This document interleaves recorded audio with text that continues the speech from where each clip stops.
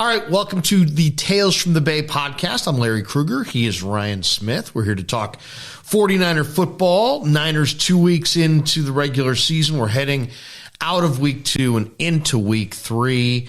And, you know, clearly this has already been a very dramatic start to the season for the 49ers. They blew a game they should have won in the rain and the muck in Chicago at Soldier Field in week 1. But they bounced back in week 2 with a blowout victory at home over their division rivals, the Seattle Seahawks. It was an incredibly positive day, except for the fact that they lost their starting quarterback, Trey Lance, for the year to a crushing multiple bone fracture on a run play, an option run up the middle. And, you know, there's been so much conjecture this week about this play and quarterbacks running and the usage of Trey and second-guessing Kyle and Kyle being defensive and just seeing Kyle at the end of the week. I mean, he just looks like he's been through hell. A guy looks like he hasn't slept a day this week. Ultimately, you know, I've got a lot of thoughts on it, but I'll say this, Rye. Kyle Shanahan and the Niner coaching staff must not feel that Trey Lance can cut it right now as a passer. And so they ran him a lot. And people who, you know, want to debate that topic, you know, don't, because they did. They ran him a lot.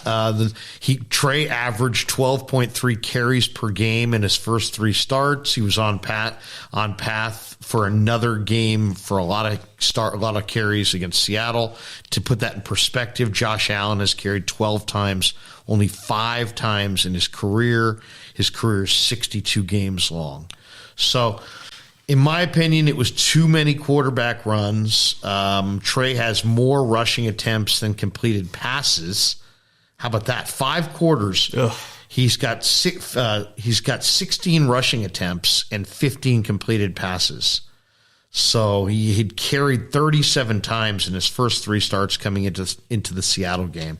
So anyway, the long and the short of it is everybody's trying to win games. Kyle Shanahan's trying to put his team in the best place to win games. He felt like the best way for him to win games was to have Trey running the football. He ran a lot, and he got hurt. So now he's out for the year.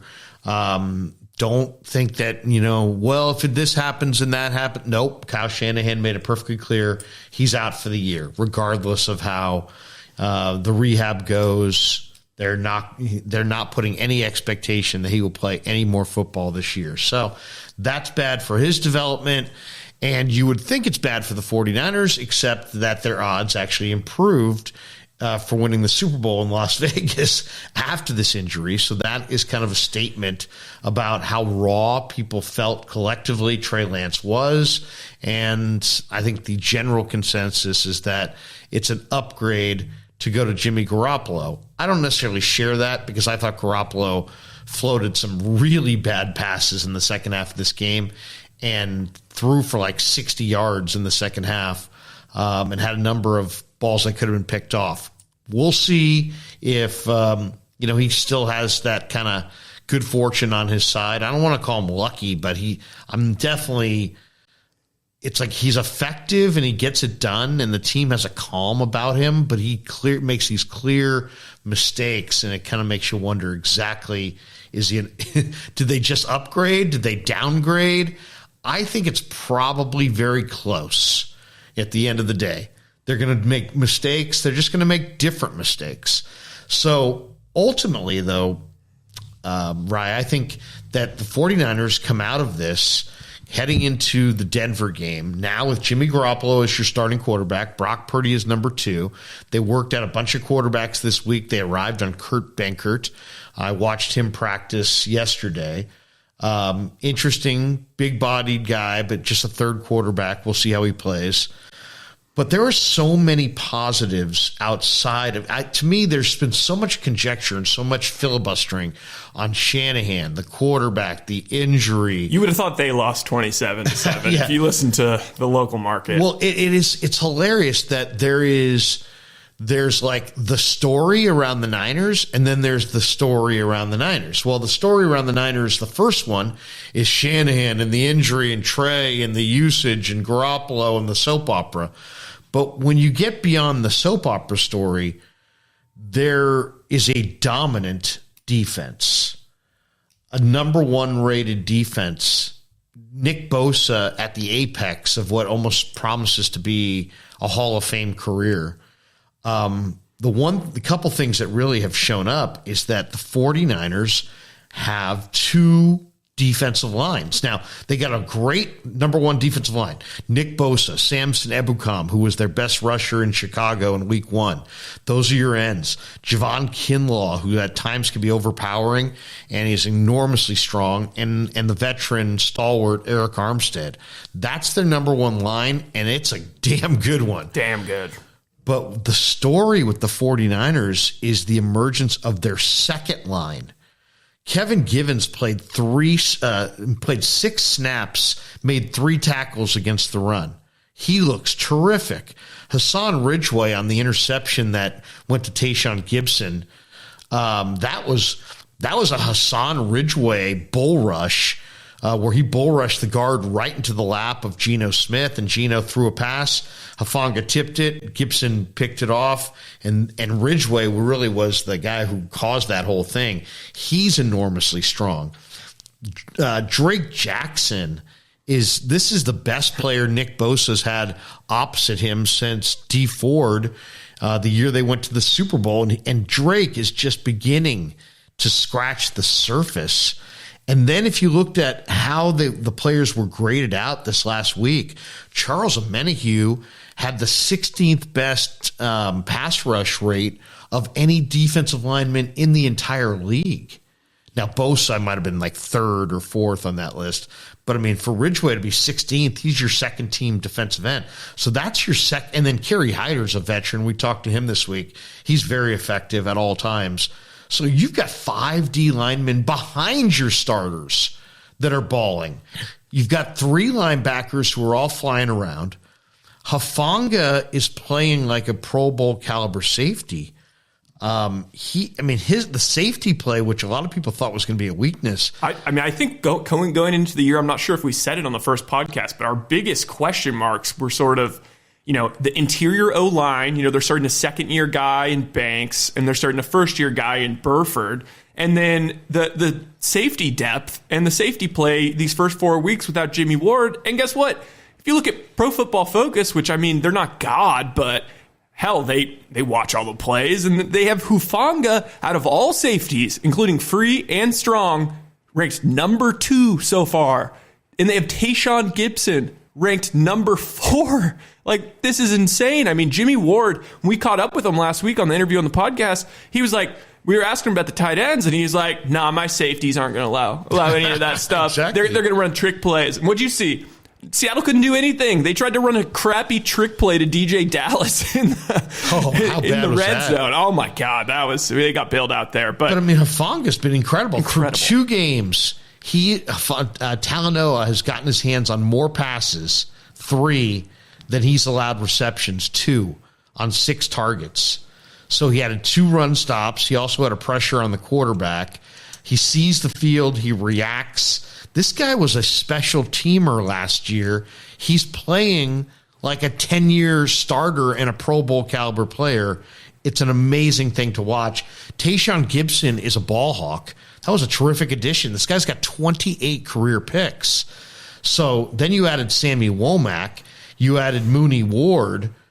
You don't even have Jimmy Ward back yet, and your secondary looks tremendous. E-Man looks incredible. You got Mosley, but Verrett's sitting there. He hasn't played. He's damn good. Dante Johnson's super reliable. He hasn't played. He's on practice squad. They are loaded on the back end. Their linebackers are elite. They're loaded up front. This D'Amico's defense is the story to me through 2 weeks. I mean, they just suffocated Seattle this last week in the second half. And then the highest graded, you kind of touched on it, the highest graded, the other big question was, how's this interior line going to play? Yeah. With Burford and Banks and Brendel. And the Niner quarterbacks, every starter on the O-line, Trent Williams, Aaron Banks, Jake Brendal, Spencer Burford, Mike McGlinchey, they all played all 78 snaps against, or 76 snaps against Seattle.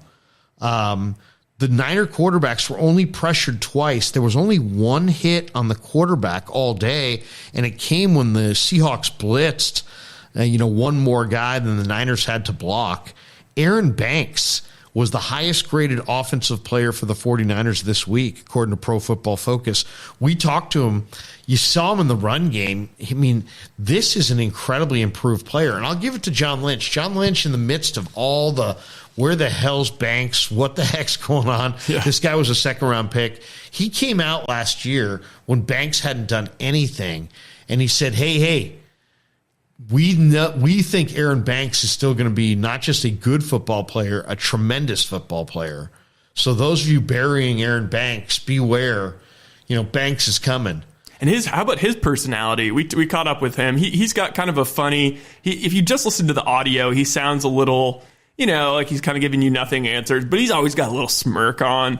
And catching up with him, man, he just seems like a super humble dude. And he was just like, last year I wasn't in shape. I wasn't ready. I was bad last year. Wasn't ready. And he's like, this year, man, like, we're not listening to any of the media, essentially saying, like, sorry, guys, but we're not listening to any media. Those guys are locked in. Him and Burford are boys. They're running things by each other. It seems like a collective group. Sometimes it's hard to see. What is that term? You can't see the forest. You can only see the trees. The trees were like the quarterback competition, and that's what everyone got lost in. But now that we're kind of out of that, and it's kind of like, okay, it is Jimmy. You look around. This is the most complete team. That 2019 team, I would say, was an all-time-ish defense. This is a deeper, more well-rounded defense than that year. So everybody's healthy, with the exception of Jimmy Ward. And when Jimmy Ward comes back, it's just like it's the best gravy of all time on the mashed potatoes. I mean, it's seriously this sets up for a very interesting matchup this week, Lair, because you got two teams kind of. I feel like the Niners are ready to make a statement on Sunday night. I think George Kittle's going to be back. I think, Jimmy's going to have a full week of practice. And then you got the Broncos, who have been just, they basically just shot themselves in the foot a zillion times these first couple games. I don't think the scores are necessarily, you look at the yardage and all that kind of stuff, like they way outgained their opponents. They were just like 0 for 5 in the red zone. They've had a bunch of crappy things happen, but guess what? Kyle's great on the road.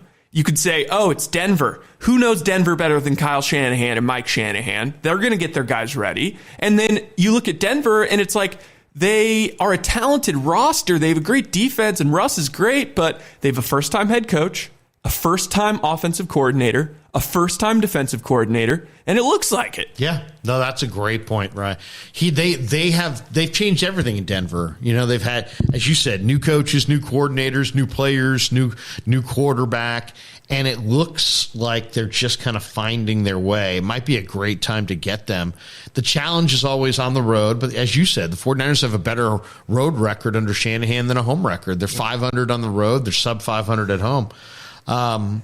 The one thing is, the two guys that are really elite on the perimeter for Denver are Patrick Surtain, the corner, and Jerry Judy, who's now emerging as a star receiver. We saw him go up top for a bomb in the opening night game against Seattle a couple weeks ago. Both those guys are hurt, and there's a very good chance neither's going to play. It sounds like Judy is almost like there's almost no way. And it sounds like Surtain is taking it day to day, but can't be 100%. I mean, neither of those guys is going to be 100%. But for the 49ers, the overwhelming, how good would their secondary be? The secondary looks great. and loaded. How they lost DJ Jones and they lost, Contavious Street, and how good would the D-line actually be? The D-line, they've got 2 D-lines, and both of them are starting caliber. The Niners' second D-line could easily this could be the number 1 D-line for a lot of teams. Amenahue, Ridgeway, Givens, Drake Jackson.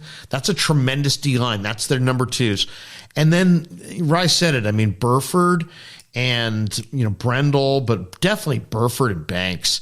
Banks looks like he only allowed 1 pressure. He mauled in the run game.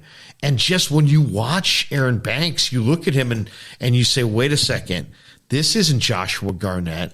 This is a guy who's rounding into what looks like a guy who could be a 10-year starter.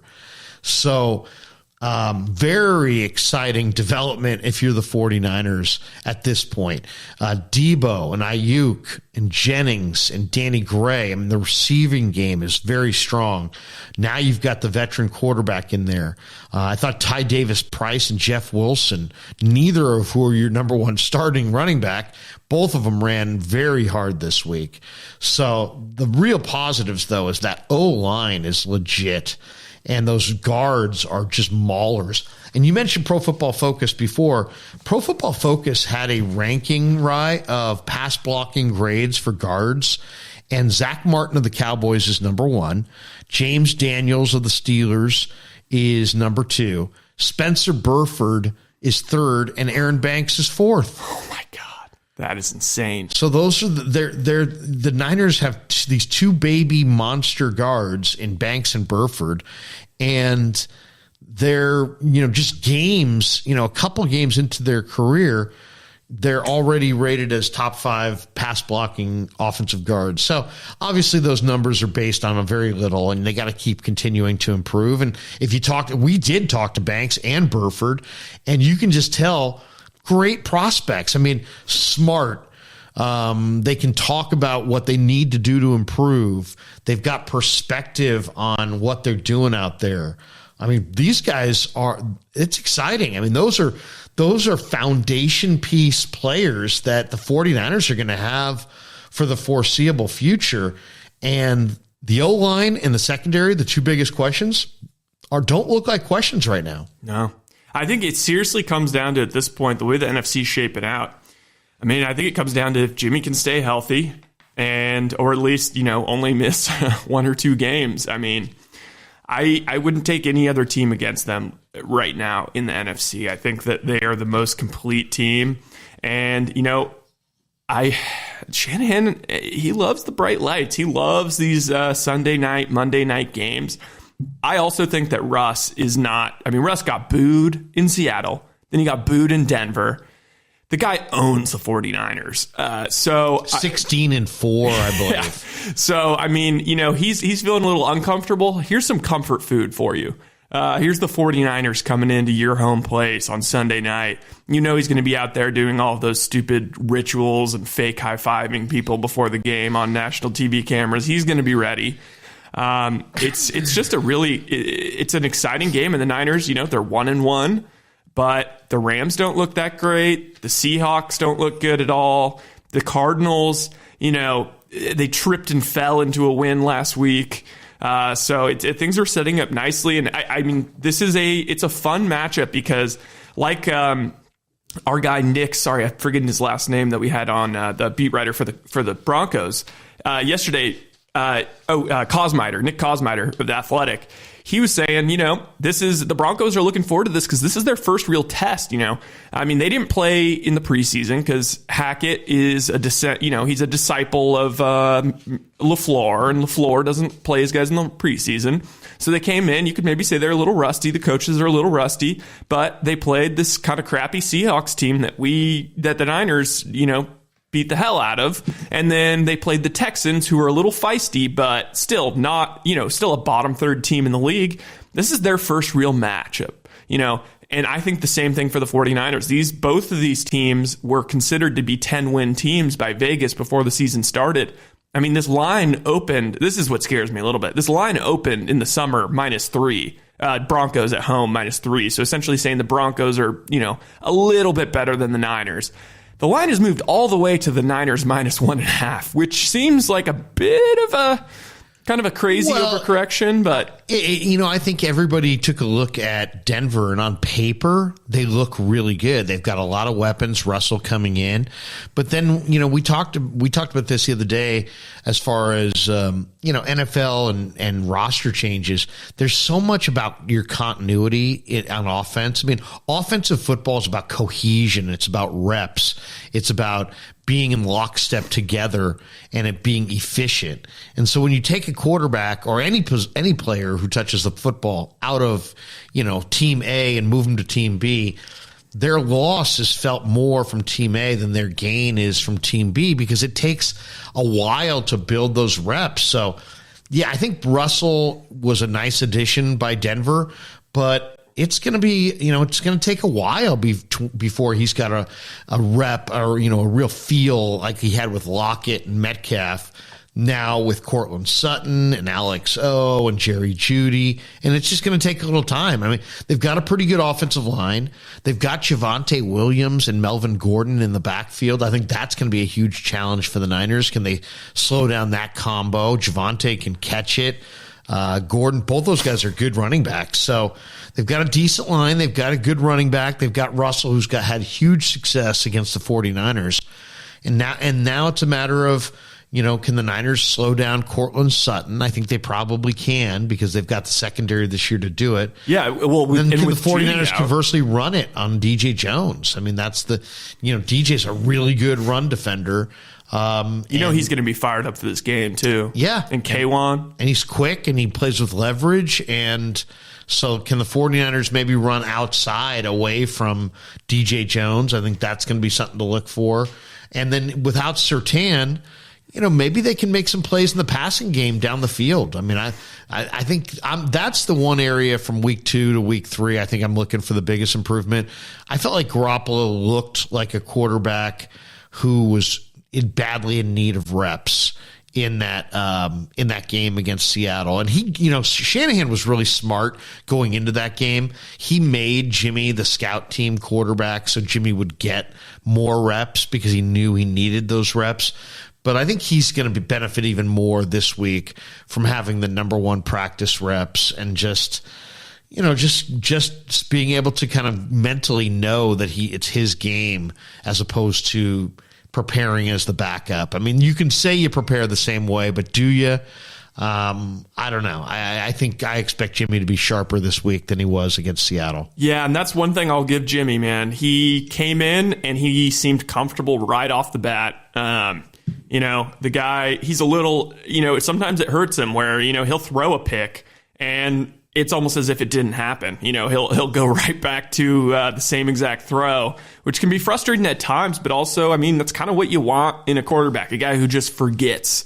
And he came in there, he immediately, he said after the game that it was kind of like 2017 vibes versus the Jaguars. He was kind of out there. He didn't completely know the whole offense. They kind of had this whole scheme built around the read option and whatnot.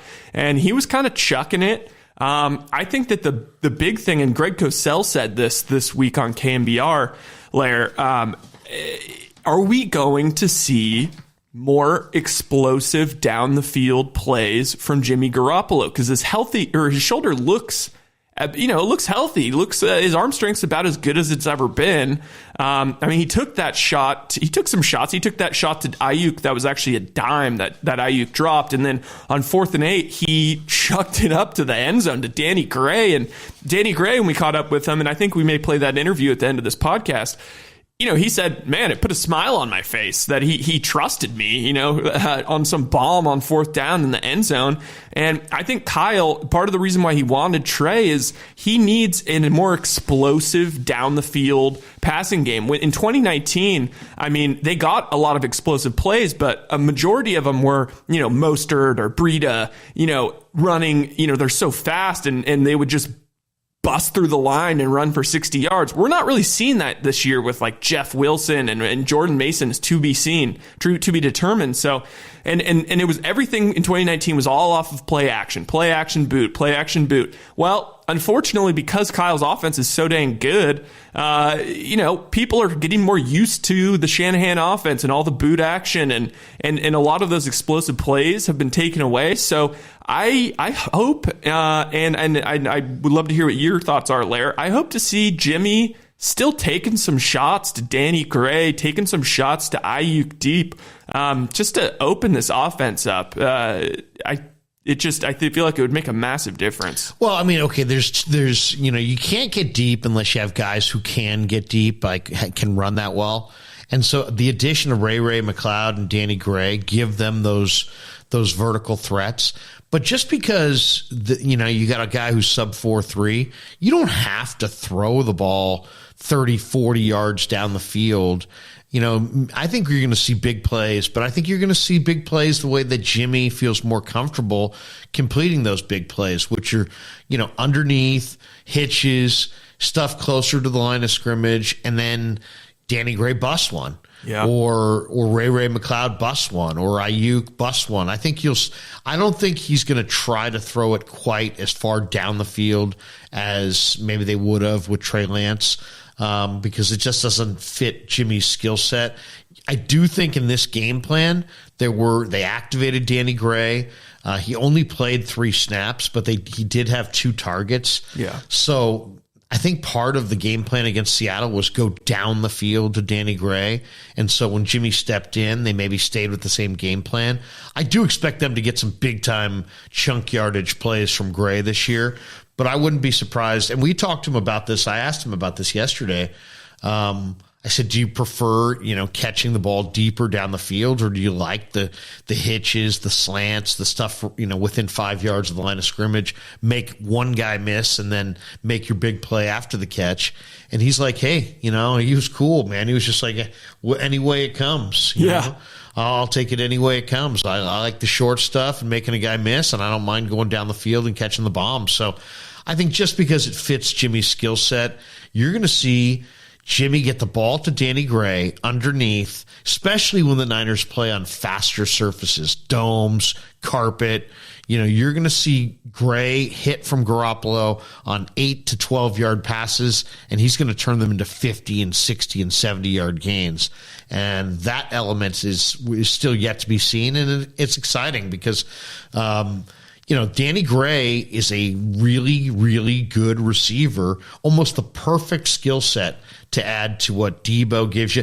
The Debo average depth of reception in the Seattle game was negative a yard and a half, or negative a half yard. He caught on average his receptions a half yard behind the line of scrimmage. So they're not even, forget down the field, they're not even going up the field with Debo. They're getting him the ball like a running back in the backfield. So they do need somebody to push the ball down the field too, and Gray and McLeod and Ayuk are those guys. Yeah, and so I say we get into prediction time here.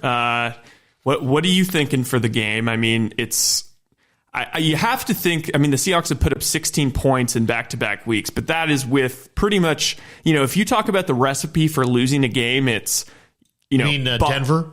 Denver. That recipe for losing a game is, don't do well in the red zone, don't do well on third downs, and turn the ball over. And they've been doing all 3 of those. So if they can just clean that up a little bit, they put up 16 points the last 2 weeks. I'm expecting Seattle. I get messed up because of Russell. I'm expecting Denver. I think the Niners are going to jump on them early. I think the Niners are going to put up about 28 points, and I would not be surprised if the game comes down to, in classic vintage Russell Wilson versus the Niners style, with Russell Wilson driving and, maybe getting a touchdown and needing a 2-point conversion to tie the game or something like that. I'm going to go 28-26 Niners. I guess you would say that then the Niners do cover the spread. So that's my prediction. I'm going to go 28-13 49ers. I think 49ers are going to win this one the more I look at it, because if you take away Judy, you take away Surtain, you're really taking away what makes Denver scary on the perimeter. And they lost their Pro Bowl safety, and they've cluster injuries at this point to the wide receiver position. Sutton's great, but the fact that they lost Tim Patrick, earlier in the year, and then they were going to be without Judy. I mean, our guy Nick Kosmider said it. He doesn't quite even have the trust yet with Albert O. He's actually has a little bit more trust with the backup tight end. So it's not going to. Seattle. The scary thing when he was on Seattle was the guy could be falling down and not even looking, and he was so comfortable with Lockett and DK. It seemed like he could just chuck it up in the air and it would just land right in the breadbasket 35 yards down the field. He doesn't have that same rapport with anyone but Sutton. So. Yeah. That's a great point. Javonte Williams is the best back the Niners will have faced. Yep. And he really is. He's big. He's physical. He can catch it out of the backfield. He's fast. He's got great contact balance. They're really going to have to hit him hard, and they're going to have to wrap up on him. They're going to have to gang tackle him because he's a big-bodied guy. So that's a real challenge for sure. But I think, the one thing is Nick Bosa. I mean, all roads lead back to Nick Bosa. He's on pace for 25 and a half sacks and 85 pressures. He had 7 pressures and 2 sacks against Seattle. The presence of Ebukam and Drake Jackson opposite Bosa has given him, his effort is incredible. He's just motor is constant. And now he's got another defensive end that's flushing guys back in his lap. So, I mean, Ebukam looks terrific. Drake Jackson looks terrific. These guys are playing really high-level football. And so when you put those guys opposite Bosa, and now you actually have quarterbacks running towards Nick Bosa, I mean, that's what we saw in this last game. I think Bosa corrals Russell. I don't think Russell's moving as well as I remember him moving. And or he's not willing to. Yeah, I think the Niner D-line wins this one. I think, Denver's a tough place to play.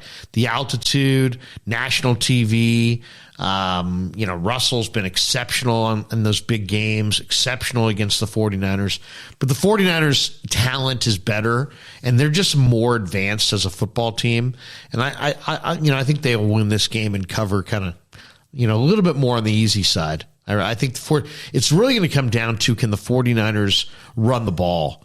Because that's really it. If they can run the ball with Jeff Wilson, they're not going to have Ty Davis Price, so they are going to have to lean on Jordan Mason in this game. Which will be fun.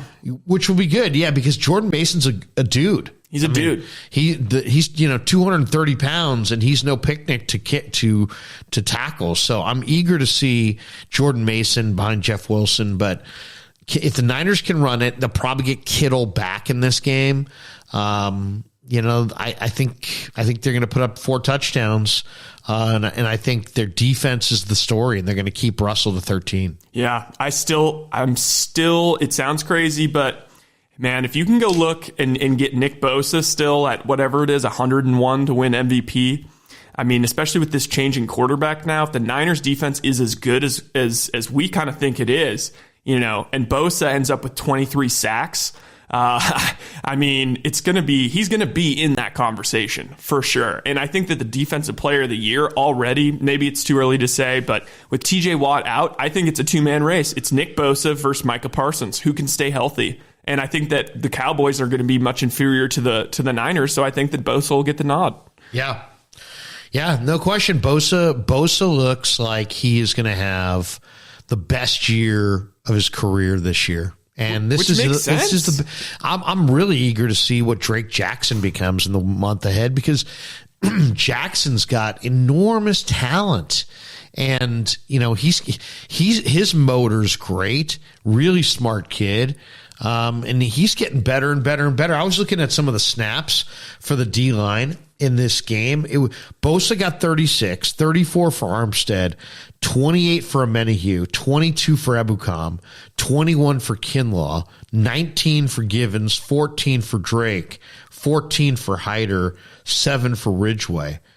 So, I mean, they're spreading it around, and Amenahue's playing at a super high level. So's Givens, so's Drake. So, if you're Chris Kocherik, you can literally run your guys out there in waves, and I think it's going to overwhelm, Denver's offensive line. Yeah, I mean, and guess what? let's predict the narrative a little bit. I know we're wrapping soon, but if the Niners go out and they truly dominate Russell Wilson on national TV, like we're kind of saying they may, the hype train starts. The hype train gets, it's on the tracks. Everyone will have been watching this game. I think a lot of people, especially for Bosa, because if Bosa has the bust out game on national TV, suddenly it's like big bad Nick Bosa, and he could really improve his Defensive Player of the Year award candidacy with a huge game here. Yeah, what actually would be a fun bet if I was like DraftKings or something, no free ads. I would do just because of the Sunday night game and the Monday night game. I would set a line who has more sacks between Nick Bosa and Micah Parsons, because the Cowboys are playing the Giants on Monday night. That would be a fun one. So we are going to lead in right now to our interview with Broncos beat reporter for The Athletic, Nick Kosmider, who is great. And then we're going to tack on some interviews with the players. Who would you like to throw in this week for everyone? I'd say definitely Tashaun Gipson. Tashaun Gipson was excellent. I thought Aaron Banks was good. Both those guys were really, really good. Danny Gray was great. Danny Gray, interesting. I asked him where he got his toughness from, and he had a very interesting answer. I think everybody's going to enjoy. He's also a Warriors fan, which is awesome. Exactly. You pressed him on who's his NBA team, and he's like, man, I was a Warrior fan back in the KD days. Wait, by the way, I don't know if you caught this, but I just thought it was funny because, I'm a converted 49ers fan, so I have a hard time sometimes not dropping the WE. And he dropped the we on the Warriors. He's like, before we got KD. He's like, all in, that's man. Awesome. It's so awesome. He's a Warriors, and he's always going to be a Warriors. Yeah, yes. And then heck, maybe we'll throw on Jake Brendal too. We might just throw in all 4 interviews from yesterday, back to back. And with that, here's Nick Kosmider.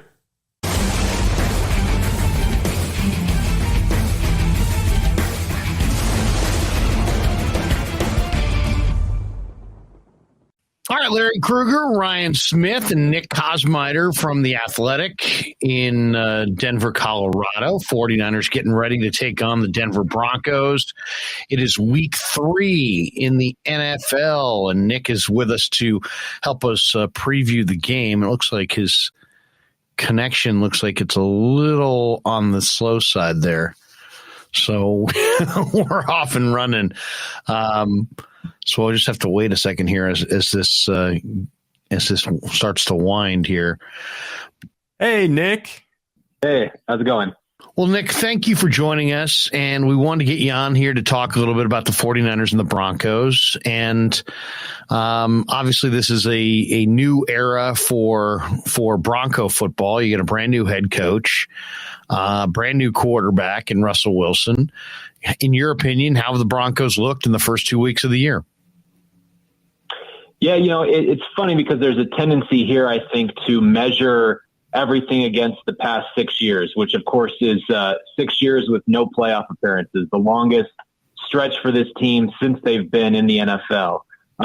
So I think the fact that there has been some hiccups, from a game management perspective, from a penalty perspective, from a not finishing in the red zone perspective, those things I think have stung fans a little bit here in the first 2 weeks because, those were kind of the specific things that have plagued this team for the last 6 years that they were hoping this new era would help them avoid. But, I think when you look at it, all the newness, right? You have new head coach, you have a new franchise quarterback, you have a new offensive coordinator, new defensive coordinator, you even have new owners. So I think there was this, kind of hope that it would all just click together seamlessly.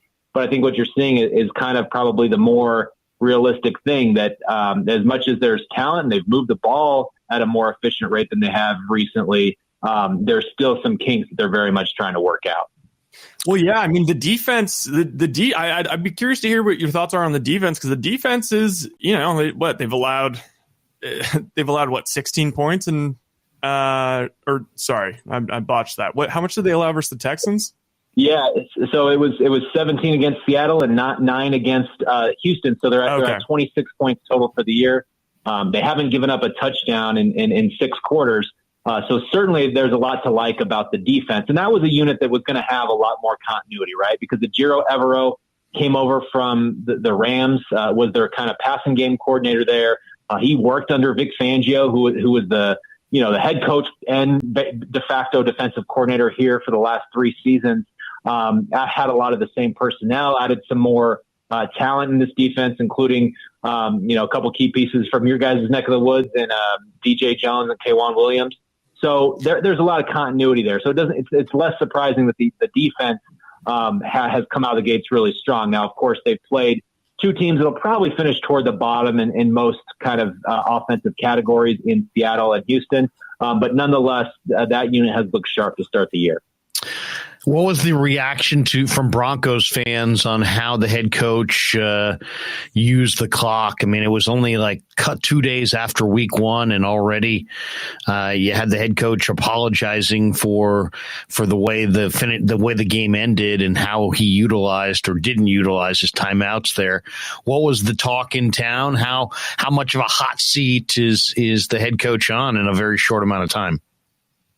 Yeah, that was a situation that for that first game, for it to be Russell Wilson going back to Seattle, here they are, they get the ball with 4 minutes to go at their own 20. They're starting to move it.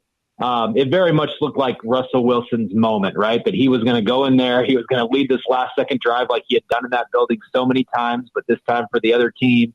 When Nathaniel Hackett decided to kick a 64-yard field goal on 4th and 5 with more than a minute left in the game, all of his timeouts, the derision for that decision came quickly. And it was one of those things where, like you said, when you are kind of making amends the very next day or expressing regret for this, the situation, it's going to put you kind of in the crosshairs. And so the fact that was followed up in week 2 with similar issues, not so much, that exact thing, but a lot of plays that were coming in late. They got a delay of game on 2 separate 4th downs because they were taking too long to decide between whether they wanted to kick or go for it. And, part of this is again, a guy who is, 42 years old, has been in the league for a long time, but is a head coach for the first time. We talked to Kyle Shanahan today.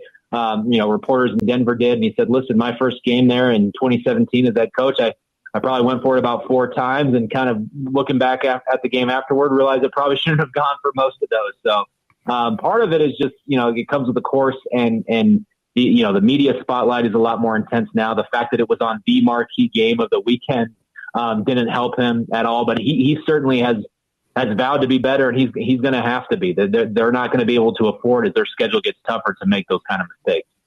What's funny is I've seen a lot of people in our live stream, for example, yesterday in the chat, a lot of people saying, "Oh, come on, I don't think the Broncos are going to lose because they're not going to go to 0-3."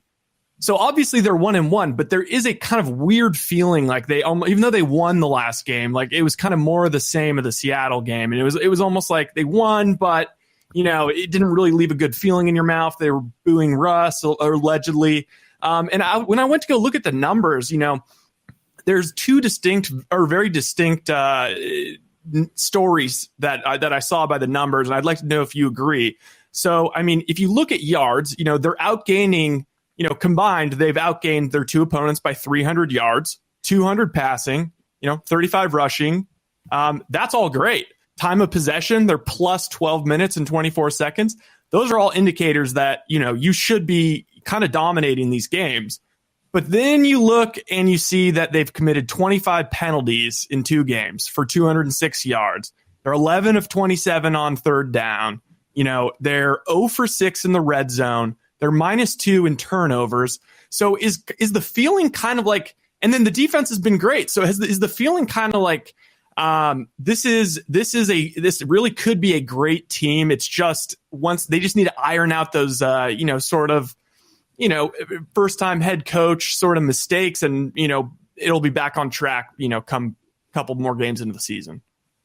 Well, the thing that I said is, if you look at it, they are also, in addition to all those correct stats that you mentioned, they're also the only team in the NFL besides the Bills right now that are top 10 in both offensive and defensive efficiency, right? In offensive and defensive EPA.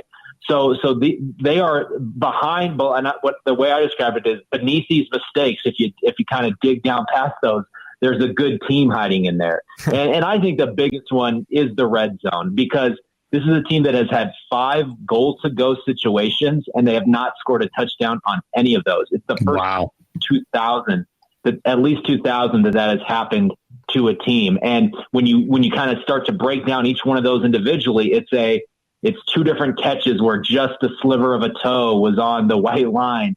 You had 2 fumbles in the same game at the 1-yard line, which had also not happened in at least 20 years. So some of this stuff is just kind of anomaly type stuff. And if you convert even a couple of these red zone opportunities, you're not getting into these late game things that have put such a crosshair on Nathaniel Hackett, right? If they finish kind of the business in close that you're supposed to finish, then you're good. So I think that's sort of the way that they're looking at it. We talked to Russell Wilson today, and that was kind of his big thing, is if we look at it individually, you say, hey, we have had all these chances. And the fact is they are the 5th most explosive teams in terms of explosive play rate. So they are creating opportunities. They're getting into the red zone. It's just a matter of them needing to finish. But until they show that that they're going to, I think some of that concern will still exist. One of my favorite players in the draft when he came out was Jerry Judy, the Alabama star wide receiver. And I know it's kind of been slow going for him. Now he's kind of dinged up. He had a go pattern against Seattle where it just looked like he blew right past the corner. And it was like pitch and catch. What's Judy's status for week 3? And did he practice today? No, he did not practice today. And he's been kind of, he was obviously listed as a DNP for practice, but the word from Nathaniel Hackett is that he is day to day with that rib injury that he suffered in the win over the Texans. Kind of fell on the ball as he got a pass from Russell Wilson. So I think it's going to be a big time sort of just pain management thing with Judy. I kind of got described to me that it might be iffy for this particular game. He and Pat Surtain, who, the star corner, that's another obviously big loss for the Broncos if he can't go. I think both of them are sort of in that same boat where it's going to be that kind of proverbial game time decision to see whether those guys are going to go.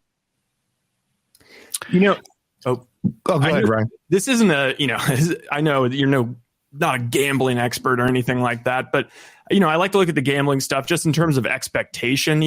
Both the Broncos and the 49ers were both expected to win 10 games this year, and they're both playing each other. The Niners are playing the AFC West. The Broncos are playing the NFC West. This line I saw on Twitter today, that apparently this line over the summer was Broncos by 3.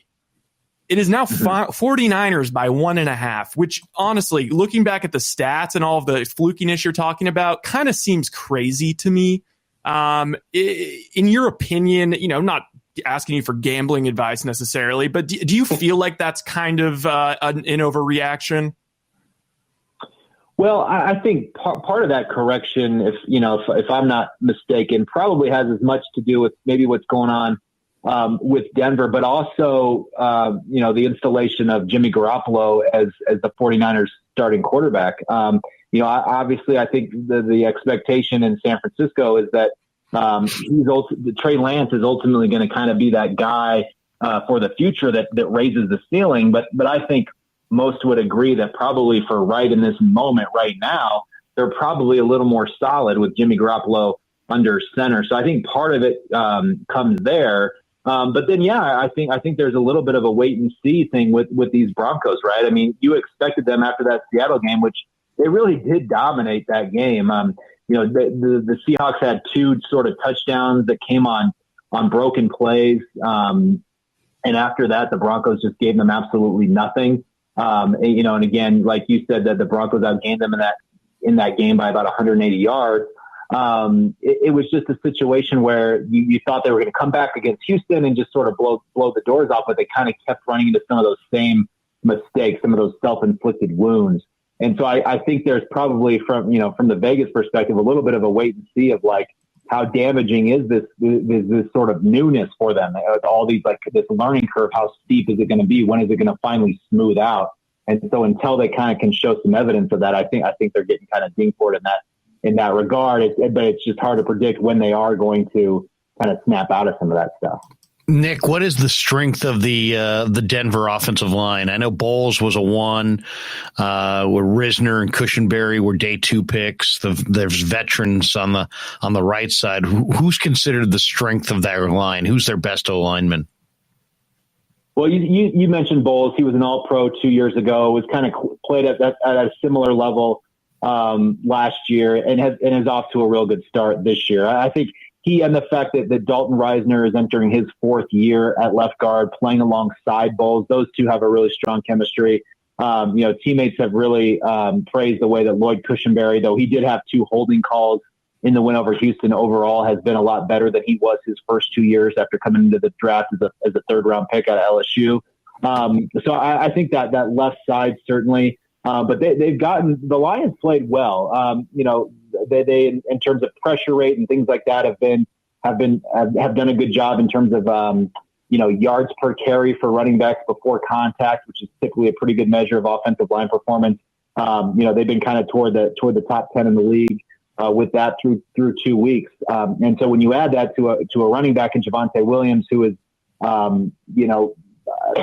gets as much yards after carry as just about anybody else in the league, it's why they've done a pretty good job on the ground. Not 49ers good in terms of the first 2 weeks of the season, but that I think is a strength for them. And honestly, they need to lean into that a little bit further. I think they're doing a lot of trying to kind of figure out everything in the playbook that works, trying to figure out what Russell Wilson does in this offense. But I think they really need to be committed to that ground game, because Javonte Williams with the ball in his hand is just about the best thing that they've got going right now, besides maybe Cortland Sutton. As far as the defensive line goes, us in Niner Town, we all love DJ Jones. DJ Jones, he was unstoppable in that Cowboys playoff game for the Niners, and it's just his issues kind of staying healthy, And I was just wondering what your thoughts are on the Denver defensive line so far. I know Chubb and Gregory have been their normal star selves, but as far as the DJ Jones and then the other, what was it, Dramont Jones? Is that how you pronounce it? Yeah. Former Buckeye. Yeah. Well, how are you feeling about the interior D-line and just the D-line in general? Yeah, well, the defensive line in this 3-4 scheme, kind of going into the year, you kind of look at it and say, where's the depth? Because obviously DJ Jones was a huge addition for them. Draymond Jones is probably going to be a Pro Bowl type caliber player this year. Had 2 sacks in the win over Houston. Was dominant throughout the offseason, throughout training camp. He's a guy that I think came on strong last year and is really going to take a leap this year. And then you add DJ Jones, who you mentioned sort of his playoff run, his experience in that regard was something they really wanted. Because one thing that the Broncos, though they were good defensively under Vic Fangio, one thing they really struggled with, last year, they were kind of on the fringe of the playoff race for a good chunk of the season. They lost a lot of games late because they could not stop teams on the ground in the fourth quarter. So, they looked at DJ Jones as a real addition to that. And they've been really cognizant of kind of, sort of measuring his practice time and things like that, even his snap count. They've really had, I think, an eye on like late season, late game type of play from him. He's played really well, but again, hasn't missed really much time due to injury in camp. But I do think they're being a little bit safe with him because they have a guy like Mike Purcell behind him, who has played a lot of good football as well. So I think the defensive line to this point has actually been, it's been a good surprise for the Broncos. They've played really well. Of course, there's no test for a defensive line like the one they'll face on Sunday night against the Niners in their rushing attack. Yeah, DJ Jones, good guy, tremendous person. But man, what a force, what an anchor he is against the run. One of the things that jumps off the page when I'm just looking at the statistical profile of Denver through the first 2 weeks, Nick, is they've forced 5 fumbles. Now they've only jumped on one of them, but forcing 5 fumbles in 2 games definitely will make you kind of lean up and take notice. Was that a point of emphasis going into the camp? Yeah, it absolutely has been for them. That they have the a sign in their team meeting room that says the team, the West, and the ball. The team being we protect each other, and you do it for the guy beside you. That's the team aspect. The West, they want to go win the AFC West. It's been a division dominated by the Chiefs in recent seasons. They want to get in that mix.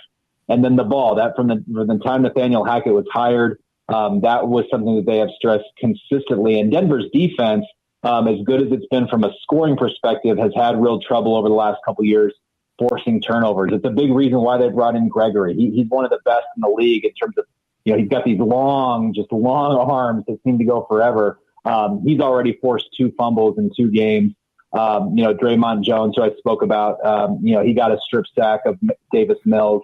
Ronald Darby, the corner, chasing a guy down the field.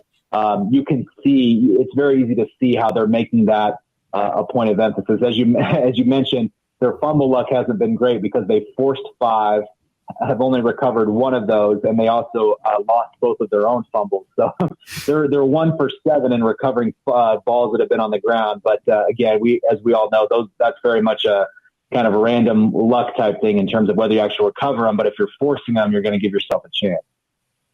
Well, how's the vibe been just being there covering the team? Are there any, is there any sort of consistent point that keeps coming up in terms of matchups that people are talking about? Obviously the 49ers have a great D-line. Honestly, their whole defense is kind of loaded this year, so it's hard to really pick on anyone. But is there any, thing in particular, any matchup you're looking for? Javonte Williams versus defense, or I don't necessarily think that it's necessarily one. I think people are very eager to see how Denver stacks up against a very talented team with a lot of star players on both sides of the ball. Right, this is a team. They've played the Seahawks and they've played the Houston Texans, and again, both of those rosters don't have the level of talent that the Broncos are going to see in their own division, and don't have the level of talent that they're going to see Sunday night. So I think it's everywhere. The Broncos haven't had to face a true pass rush to this point. Neither the Seahawks nor the Texans brought a whole lot of pressure. Obviously, they're in for a much bigger task with the 49ers. And then I really am very interested in seeing what they do against San Francisco's ground game, because again, this is sort of a scheme. And it was funny. Kyle Shanahan mentioned this today.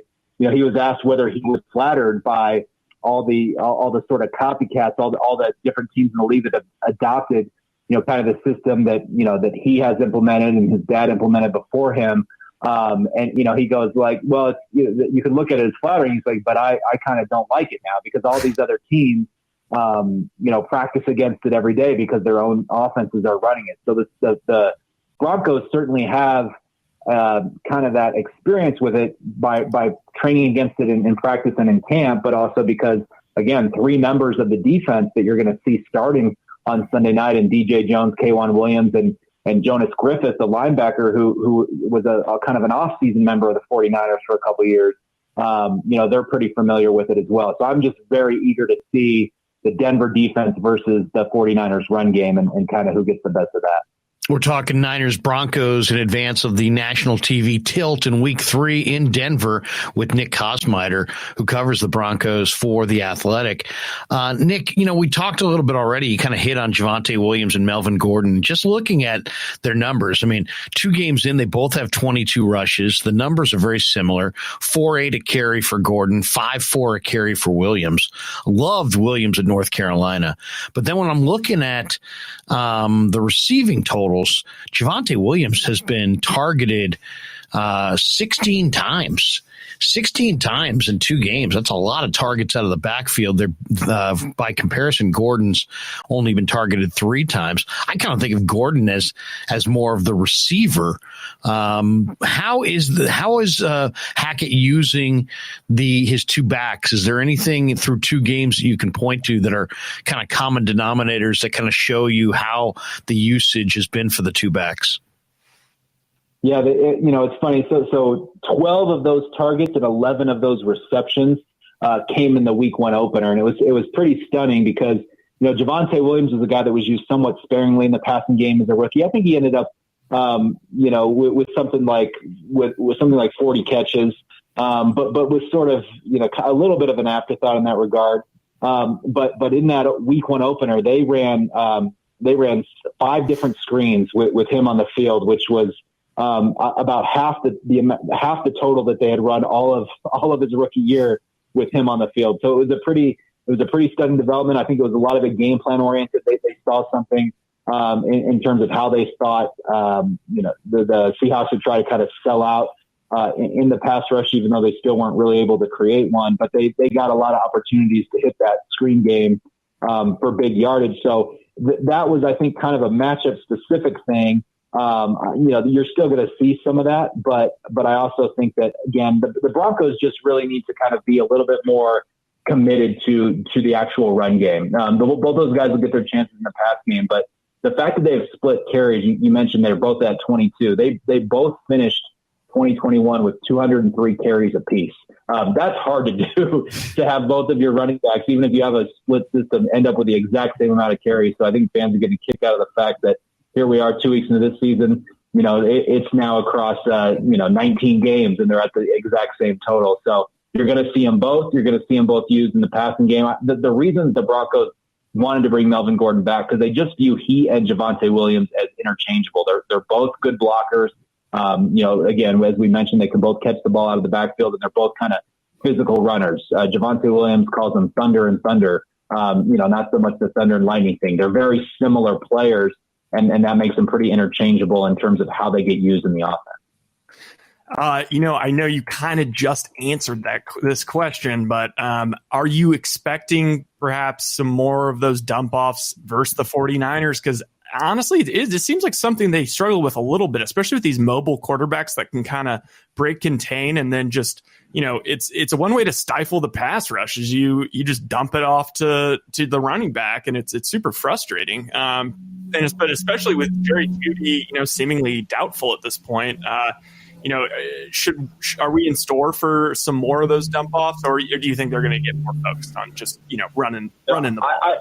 I think they will. I think you will see some of that. I think they're going to try to use them in different ways. I wouldn't be surprised if they use, Montrell Washington is this, he's their punt returner, rookie 5th round pick out of Samford, an FCS school. He was kind of a surprise in training camp. He's got some juice in the punt return game, but they've also kind of lined him up in the backfield sometimes. He had a really big run on a reverse on Sunday. They got called. Most of it got called back because of a down the field hold. But he's got some sort of kind of an electric energy about him as a ball carrier. So you're going to see those sorts of things. There was, I think, about 3 or 4 different plays that you would label as trick plays against the Texans. And a lot of that is to kind of try to keep the defense honest. So I wouldn't be surprised at all if you see some of that misdirection that comes back to a screen. It's all about how they read where the pressure's coming from. And that's one thing the Broncos have done well through these first 2 weeks. They've really been able to kind of go at the pressure, get the offense, or, get playmakers into spots vacated by the rush, and create short dump off passes from there that turn into big games. A couple more questions for Nick Kosmider from the Athletic, who covers the Broncos, as we get you ready for Niners-Broncos in Week 3 from Denver, national TV. It should be good. If there is no Jerry Judy, 2 of the weapons I want to ask you about. One guy's KJ Hamler. I know he's hurt, but man, I loved Hamler at Penn State, and I really thought he was coming on last year. What's his injury? And the other guy I got to ask you about is the Missouri tight end. I think this is one of the sleeper tight ends in football. I'll just call him Albert O, because I won't try to butcher, to not butcher that name. But he is an athletic tight end. He wears 85 for 49er fans looking to check out Albert O. I just think there's a ton of talent there with the Missouri tight end. And I think, KJ is definitely could be a starting caliber receiver. What's Hamler's injury and how's Albert O looked? Yeah, so KJ Hamler in Game 3 last year, so his second season, he suffered an ACL and broke his hip on the same play. It was a really pretty devastating injury. It cost him obviously the season. He was working back through that throughout the offseason and into training camp, and was able to get back on the field for for their preseason finale. He played a few snaps there, and then was also on the field in week 1 against the Seahawks in something of a limited role. He's a big speed guy that can take the top off the defense, but he's also a really solid route runner. Just kind of does the little things right. He did not play in week 2. It's part of this kind of load management type system, to borrow a term from my years covering the NBA, in that they're kind of really trying to look at sort of the end of the season and wanting him to be able to play as many games as possible. So he sat out week 2. He was limited in practice today. I think he'll have a chance to go on Sunday. And with Albert Okwuegbunam, he's a guy that obviously stepped into a bigger role because Noah Fant, their first-round draft pick from a few years ago, was involved in the Russell Wilson trade. He got sent to Seattle, and that sort of opened up this opportunity for Albert. And he's a guy that has a lot of talent. He's very fast, can create a lot of mismatches. You can line him up just about anywhere. His thing is just consistency. He had a drop on a wide open kind of, short out route on a third down early in the game that kind of cost them, could have picked up a first down, or at very least put them in a manageable fourth down, or even field goal range. And so, again, he's got to show Russell Wilson that he can kind of be that trusted target, because he's flashed that potential at times. It's a matter of putting it all together, because he's certainly capable. Again, you get him on a linebacker, you're going to have problems.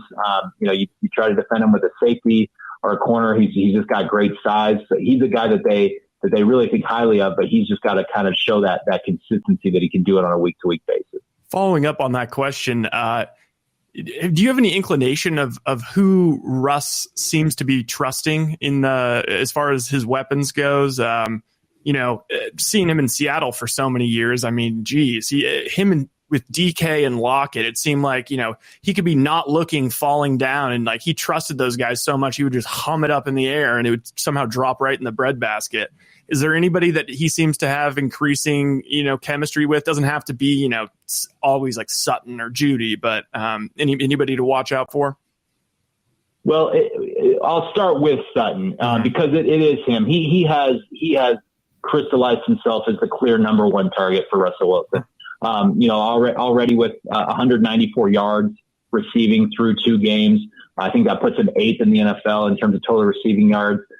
Had 7 catches for 122 yards, and was just bailed them out on a number of occasions. They had a 3rd and 16 on a scoring drive in the fourth quarter where he catches a 35-yard pass because Russell Wilson looked off the safety, and they sort of had this kind of understanding of where Cortland was going to cut to the outside and find himself in kind of in a zone there that Russell Wilson could deliver him the ball. Those two have built a really good chemistry. I think early in camp, Russell Wilson sort of learned pretty quickly that he could throw the ball just about anywhere. He talked about that again today. He said the catch readiness for Cortland Sutton just kind of blows him away sometimes of where he can go get the ball. And from kind of more of a sleeper type perspective, and I kind of saw this in training camp and predicted this a little bit going into the year, but Eric Stauber, he would be kind of listed as the number 2 tight end, but really for all practical purposes right now, he's the tight end that Russell Wilson trusts the most. He already has 2 red zone targets this year, including, well, I take that back. His touchdown was from the 22-yard line, so it wasn't a red zone target, but 2 end zone targets, if you will. He went up and just made a great catch on a seam route for Denver's only touchdown of the game against the Texans, and also had a pass in the end zone in week 1 against the Seahawks that he was kind of kicking himself over. It was a sliding catch, but probably should have been one that he made. Would have been a 16-yard touchdown, and again, probably would have won the game for the Broncos. So he's another guy to look at. Big, physical tight end. Use him a ton in the run game, but he's a guy that I think Wilson trusts, in a lot of different situations. Last one I have for you, Nick. Give me thoughts on 2 guys. One, I loved Greg Dolsich, who played at UCLA. I thought he was a terrific tight end in the draft. I know he's on the IR. What happened to Dolsich? What did you think of him this summer before he went down? And how's Kwan looking? I mean, I know he's the nickel back. 49ers felt like they needed a better pass coverage player at that spot. But, man, Kwan is a tremendous two-way player against the run, against the pass. He's tremendously courageous despite not having the biggest size out there. Give me your thoughts on those 2 guys. Yeah, well, Greg Dolsich, unfortunately, we just have not gotten much of a look at him. He suffered that hamstring injury shortly after the draft, and it's just really kind of limited him. It kind of kept nagging at him every time they thought that he was going to be able to get close to, doing teamwork or something like that. There would be a little bit of a setback. And so that's why they decided to put him on IR. They just want to get him fully healthy, fully removed from that hamstring injury so that, come week 5, they can get him off that IR and he'll be ready to go. But at this point, it'll be, kind of a slow, steady climb back, right? I mean, he didn't really get to be, he's been in meetings, but hasn't really gotten to do any of the offensive install on the field. So I think when he does get back, kind of near that midseason mark or quarter pole mark, they're going to use him somewhat sparingly. But again, they do love the talent there. Another guy that creates the mismatches. I've been impressed with K'Wan Williams. Just again, you guys saw it a lot in San Francisco, but just the physicality that he brings. He finishes plays. You never see him kind of try to push a guy out of bounds. It's always being really physical and finishing, and that's kind of what they want to be. They've developed that, I think, a little bit more over the last couple of years. They brought Randy Gregory in for the same reason. A guy that has a little bit of nasty to him. That's what they are trying to develop on the defensive side of the football, and he's fit in real well to that. Last one for me. In any update on Surtain, or is it just kind of a toss up? I know I saw he was day to day, and following it, and building on that, Ronald Darby he ain't half bad either. Have you heard anything from the corners? Are they excited to sort of have this matchup against Deebo Samuel, Ayuk, and the 49ers weapons? I mean, Deebo is a weird one for sure. Yeah. It'll be the obviously the best group that they've faced to this point, or at least the group that's most familiar with their own quarterback. So I do think there's some excitement there for them to get that done. Surtain, again, is day to day, didn't practice today. So he's a guy that they're just going to kind of be in wait and see mode on. If he doesn't go, you'll see probably Damari Mathis, the rookie out of Pittsburgh, who played pretty well in relief for the Broncos against the Texans on Sunday. But yeah, opposite of that, Ronald Darby, the veteran, a guy that's been on a Super Bowl winning team in Philadelphia. He's been real solid to start the year. So they feel like they like their depth, but obviously, Pat Surtain is by far their best cornerback. So they're hopeful that they can get him back soon. Obviously, without Justin Simmons already, the All-Pro safety on IR won't play on Sunday. They're keeping their fingers crossed that Surtain will be ready to go. All right, Order The Athletic. You can check out Nick Kosmider and all of his writings on the Denver Broncos. Nick, you got anything big planned between now and Sunday night that people should check out? And also tell people where they can find you on Twitter. Yeah, it's at Nick Kosmider. And I think for this weekend, certainly I'm kind of doing a piece on Jonas Griffith. He's a fascinating guy. Had those 2 years kind of played for the 49ers in their off-season program, was a member of the practice squad, kind of came over to Denver in an afterthought trade, and just worked his way into where now he's a starting linebacker. He's an integral part of their defense, and just a fascinating guy. Just played 1 year of high school football. He plays the piano. He's like a chess master. He's just a really interesting guy, that has kind of fit in real well with Denver. And then another thing I'll have this weekend is again, just kind of tracing some of Kyle Shanahan's, Colorado roots. This is a guy who went to high school here. He said today his best moment of his, one of the best moments of his life was that Broncos Super Bowl win in 97 or early 98, when they broke through with his dad and John Elway. So, it means a lot for him to kind of come back here, even though he's done it before. It's his first time as a head coach. So, the Colorado connections with him run pretty deep. He looks like a Colorado guy, honestly. Well, and Griffith, I didn't know that story about Griffith. I knew that was an astute pickup by Denver. He got caught in a numbers game at a linebacking spot that was just stacked here in San Francisco. And he's big, he's strong, he's fast, he's willing, and sounds somewhat like a Renaissance man. So I'm eager to read your piece.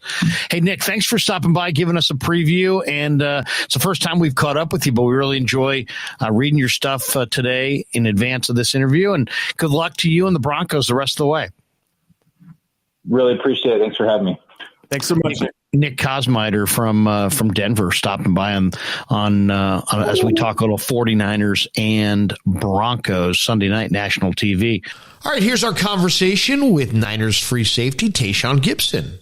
We're here in the Niner locker room with Niner safety Tashaun Gipson, and one of the more productive interceptors in the league is you. What's the key to picking off passes in the NFL? Is it as simple as one thing? It's just about being in the right place, right time, honestly. I credit, great players around me, man. Obviously, Huff, he told me that he didn't feel like catching it. He didn't want to be a ball hog, so he said he'd show me some love. But no, obviously, man, it's just about running to the ball, man, and just being in the right place, right time, obviously. And, I've made my bones doing that, man. And sometimes you got to make those hard interceptions, but sometimes you got to catch the ones that's given to you. And that was one that was given to me, man, and got to take advantage of those.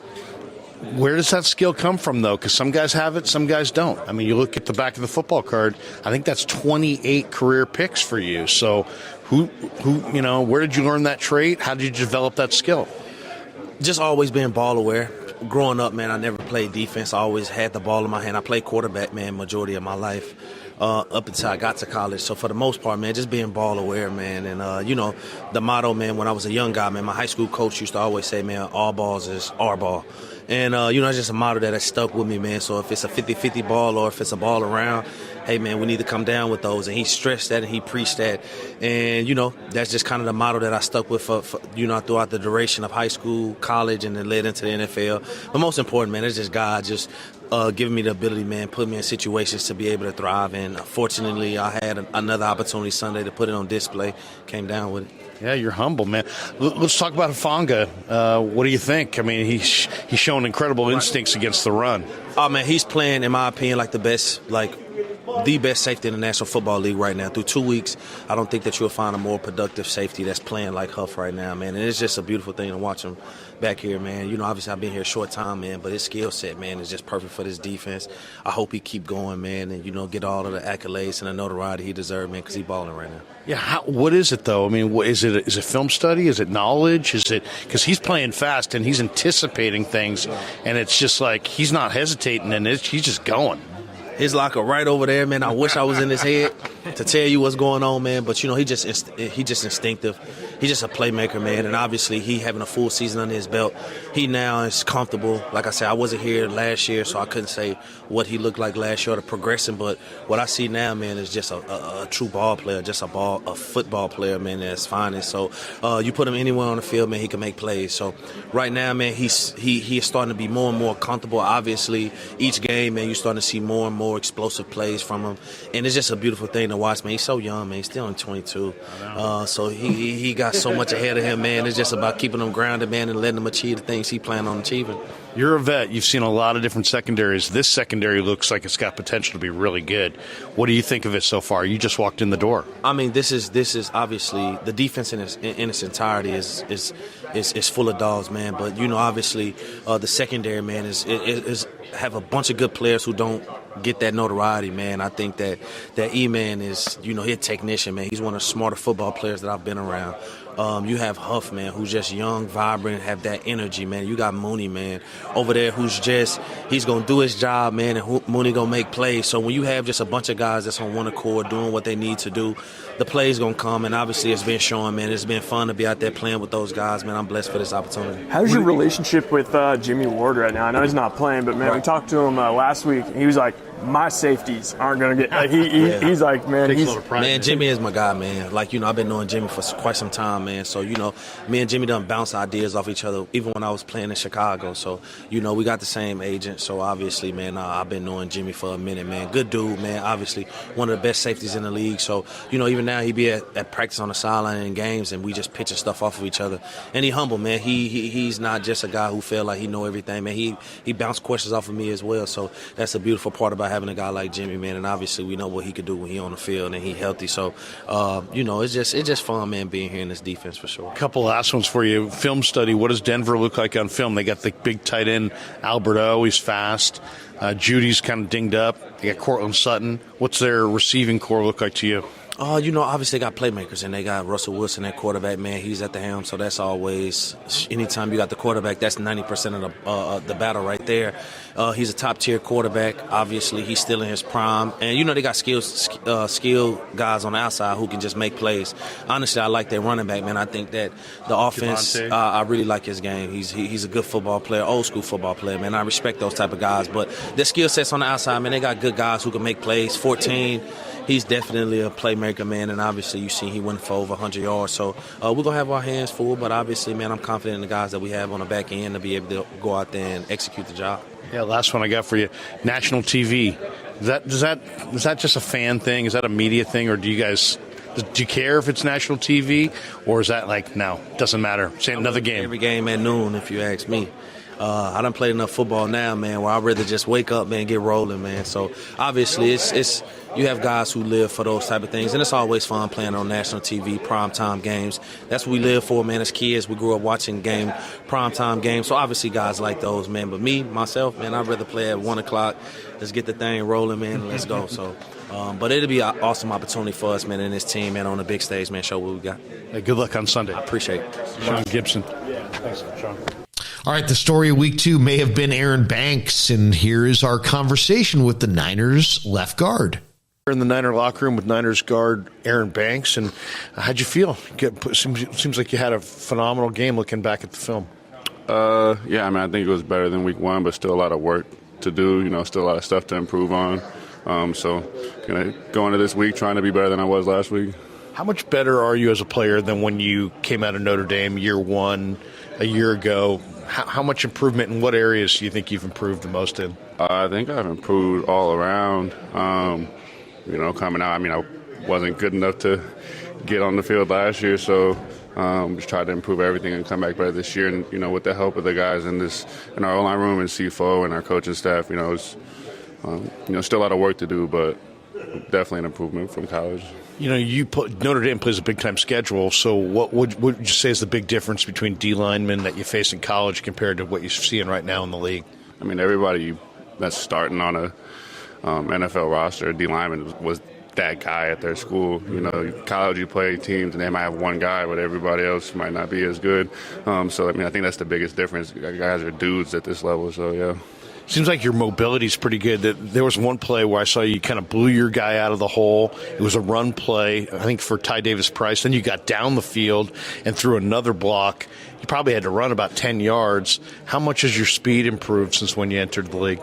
It's improved a lot. That's a testament to Dustin Perry and Jordan Mazer and the nutrition and strength staff of, helping improve my strength and agility and speed off the ball. Left side, right side. You played the left side at Notre Dame. Now you're playing the left side. Do you just feel more comfortable on the left side? Absolutely, yeah. I played it for however many years at Notre Dame, so definitely a little more comfortable on the left side. What's it like having Trent Williams right next to you? You got the best in the biz. You had one play where Trent, you dropped into pass pro, your guy dropped into coverage. He's going one-on-one, and you just leveled his guy, the defensive end. Do you remember that play? Yeah. It's just finding work. If you can put a hit on somebody, it might make them tired for the next play, and it might give us an advantage later on in the game. So, yeah. Do you and Jake and Spencer take it personally when people talk over and over and over again, hey, if the interior of our O-line's solid, we're strong. It's almost like they're pointing the finger at you guys. Does it add more pressure or more resolve to you to say, you know what, screw that, I'm getting it done. We're getting it done.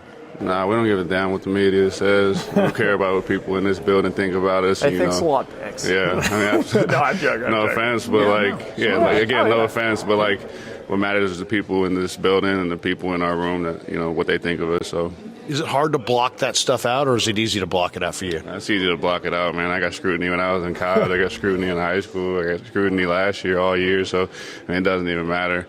Some people will bring it to me, and I'm like, bro, I don't care. I don't want to see it. It don't matter to me. How's your relationship with Burford? It just seems cool. It's like two young guys starting interior linemen, getting it done. Yeah, I have a great relationship with Burford. We talk a lot. We'll kind of pick things and communicate on certain looks. Hey, this is what I'm thinking on this. What are you thinking? And go back and forth. Because, we both don't have a ton of reps at this level. So seeing what each other are doing and, making tweaks from there on, and asking the older guys too, like Brendel and Mike and Trent and those guys. So does it make it easier on you or more difficult, the fact that you're a local guy and that you got family here in the Bay? And does that mean your phone's ringing and they're watching every game, every snap? Or does it make it easier because you got a support system? How's it working for you? It's a little bit of both, but, it's nice to have a support system here and, get to be back home. Hey, thanks for the time. Good luck on Sunday. Appreciate it. Thanks, Aaron. Danny Gray only played 3 snaps in the game against Seattle, but man, this guy has just been, he's a revelation as far as what he means to this team. And I expect him to make huge plays for the 49ers for years to come. And here's our conversation with the Niners speedster. All right, we're here in the Niner locker room with Niner receiver Danny Gray. And Danny, so far, a couple weeks into the NFL season, how you feeling about this team? How you feeling about the league so far, the experience? I feel pretty great. Once again, I'm with a great group of guys. I love my team. I love this. I love the atmosphere every day. I love the work that everybody brings in every day. And it's just fun being here. I love the guys, man. Everybody know how to turn it on as soon as they walk through those doors. So it's just a great team. Great to be here and great to learn from a great group of guys. Let's talk about some of the guys in your position. Give me your thoughts on Debo. I mean, he's incredibly physical. Yeah, incredibly physical, great guy. I always come to work and would not let you outwork him. So it's good to have those guys around you who are always going to push you and motivate you and just wants to see the best. Just want to see you perform your best every day on the field. Give me your thought on Ayuk. Ayuk is making plays left and right. He was incredible this summer. Yeah, he's a very chill, laid-back guy. Doesn't care who's in front of him on the defensive side. Just goes out there and put in work. That's it. He's just a guy who's, when he touched the field, he just try to be unstoppable. What's the most underrated part of your game? I know, obviously people like to pinpoint you as just a, speedster, but, watching the tape at SMU, hey, you're a little bit more than that. A lot of people really don't know that I could really take a slant 80 yards, catch a little under route, take it to the crib. So a lot of people just think that I'm a speedster, down deep guy, deep ball threat, which I am a deep ball threat. That do come in at times, but I do it all. Catch the under routes, catch the stop routes, and it's just fun, exciting to see what I do with it next. Yeah, you've made a lot of big plays, and Kyle describes you. He says, he's not just a speedster, he's tough. Where does that toughness come from? How long have you been playing football? I've been playing football all my life, ever since I was 5 years old. Soccer was actually my first sport. I played that for 2 months, and then football, Shout out to the UK. Yeah, I just fell in love with football. But the toughness, I would say, the toughness really comes from my mom. She's a hard-working woman, a woman who puts in a lot of work, always just loved the grind. Seen that woman work 16-hour shifts, 22-hour shifts, never complain, come home, get 2-3 hours of sleep, and right back to work. Never complained, never cried, never did nothing once, just got up, and she just knew what she had to do to support her family, and that's where my toughness come in at. Very cool, very cool. What do you think of our Bay Area weather? I know you're a Texas guy, went to SMU. Yeah. How do you feel about the cooler climate here in the Bay? Oh, I love the Bay Area weather. I love the weather out here. In Dallas, it'll probably be 180. You could cook your breakfast outside. But here it's more cool, give you a Florida scene. But man, I love it. I love the weather here, and I just love how everything is cool and relaxed. Hey, who'd you grow? Oh, good, right. I was going to say, I always thought, if I got drafted by an NFL team, would I just take on whatever the other local teams are? For example, the Golden State Warriors. This is a pretty good one to take on, but Are you now you trying to immerse yourselves in the Bay Area sports scene? Well, I've been a Golden State fan. And I know my little brother gonna see this, and I know he gonna talk his little crap. But I've been a Golden State fan way before we even got KD. So it's just, I always mess with Curry game. Curry and Clay, they've been the Splash Bros. Because I love to shoot threes. I can go in there and dunk on you for a little bit, but I'm a three type of guy. So I fell in love with Steph Curry's game and him and Clay. And I also love Draymond, the way he facilitate the ball around the team and he keeps the team together. So Golden State, I would just say, that's my Have team. you got out to a game? Have you got out to a game yet? I have not made a game. Me and Trey was supposed to go catch a playoff game, but I had to fly out of town to go see some fam. So, yeah. Give me your quick thought on Denver. What are they looking like on film? You guys watch a lot of film on your opponent. How do they look?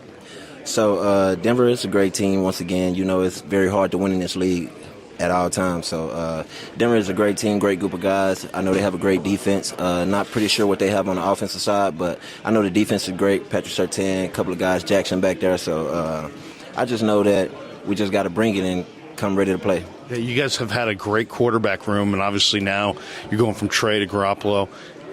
From your perspective, how do the passes look different? Does anything change?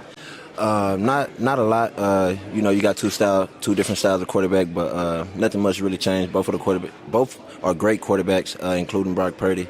I'll have different type of throwing arms, but they get you the ball, so that's all that matters. Did that give you some? You didn't get all the practice time with Jimmy that you got with the other two. No, sir. We asked Shanahan about it. He says, I don't think it's that big of a deal. Is it not a big deal, the fact that you didn't get that time with him? To me, honestly, no. Jimmy, he's a vet. He's a star quarterback, Super Bowl quarterback at that. So to me, honestly, I feel that, it do take time, dealing with my type of speed. But I feel that we're going to pick it up pretty quickly. Did it fire you up that he took that shot to you on 4th and 8? I know it wasn't complete, but still, it's like that's a vote of confidence. He's throwing to the end zone to Danny Gray. Yeah, most definitely. That actually made me smile a little bit that he trusted me, to take that shot on 4th and 8. So I just feel that, it's going to be a lot of pretty good things to see. He's known for his accuracy on mid-range passes especially. Is that something like during the drills and stuff that you noticed right away, that the ball is like exactly where you want it? Yes. So what he does is he try to put it in your chest, or he try to lead you wherever your route is headed. So that's a great thing to me because I'm a fast guy. I like to catch the ball on the run and continue that speed, build up speed at that. So he does a pretty great job at that. Do you like catching the hitches and the short stuff and making a guy miss and going the distance, or would you rather run the deeper routes? Oh, I love it all. It really doesn't matter to me whether I got a 5-yard route, 1-yard route, 30-yard route. It doesn't matter to me. I just try to get the ball in my hands and make something happen with it. Good luck on Sunday. If you want to know about, how a team's playing, or you kind of get the inner workings or feelings about how a team's feeling about themselves, go talk to the O-line. And if there's a veteran guy, all the better. And what better guy to talk to than Jake Brendal? We caught up with the Niners center earlier this week in Santa Clara. Yeah, a lot of pressure. So. This is international, so step up your game. All right, here we go. We're here in the Niner locker room with the Niner center, Jake Brendal, and obviously you guys feeling much better this week, coming off a win. Talk to us about what you saw on film with the victory. Yeah, it's always great to win, for sure. Any win in this league is a great win. Obviously, there's things we got to correct, but I think we definitely played a lot better than the first week, and we can just keep progressing on that track. It seemed like the offensive line's doing a real nice job in the interior. There was so much talk about Banks and Burford and yourself, and would you guys be able to get it done? And 2 weeks in, the unit's grading out pretty highly right now. Yeah, for sure. We kind of knew what we were capable of, and we just had to execute on Sundays, and I feel like we're doing just that. So we just got to keep doing what we're doing. How does Denver look to you on film? Obviously, you guys are ahead of us as far as taking a deep dive and looking at them. What do they look like? Yeah, they're a good team. For sure. They got weapons on offense and weapons on defense. They definitely acquired a couple of weapons with Gregory and J. Jones. We obviously know him pretty well. So, we just got to look at them on film and make sure we have a good plan and just execute when we have to execute. Yeah, you practice against two outstanding interior guys, but you also know DJ. DJ's low, compact, and really, really strong. What's the challenge this week with him? Really, it's going to be pad level and leverage like it is with every nose guard, I feel like Seattle set us up for success going into the Denver game, so I feel like if we just do the same thing as we did against Seattle, we'll be good. What's the key as far as, you got young guys, but you also have veteran tackles. How's the communication going, and how key is that to success on the O-line? Communication's everything. We got to be all on the same page, all 5 of us, so... it starts with me, but it also starts with our tackles seeing, the edge guys for me and making sure that they, relay anything that I can't see from the center position to me and stuff like that. It's nice that the guards are in the middle of us, so, they are kind of like the transition between me and the tackles, so I feel like we're having a good system right now. Hey, last one I got for you. What's the difference from your perspective going from a Trey Lance who's mobile, extends plays, to Garoppolo who more of a first look and go kind of a passer? I think not a lot changes with us. It's kind of the next man up mentality. obviously things are going to probably change a little bit schematically, but that's not our problem really. So we just got to show up and make sure that we do the best we can for whoever's back there. Thanks, Jake. All right, Ryan, that does it for the Tales from the Bay podcast, episode number 3. Hope everybody enjoyed some of those player interviews and hearing from Nick Kosmider and looking ahead to Niners-Broncos, national TV. Russell 16-4 against the Niners, but the Niners roll in as looking very much like the better football team. I'm expecting a Niner win. Can't wait to talk about it next week. Let's go. I mean, it's going to be nice to watch an exciting game between two teams on Sunday Night Football. That's just always the best. National TV, Niners, Broncos. Until next time, he's Ryan Smith. I'm Larry Krueger. This has been the Tales from the Bay podcast.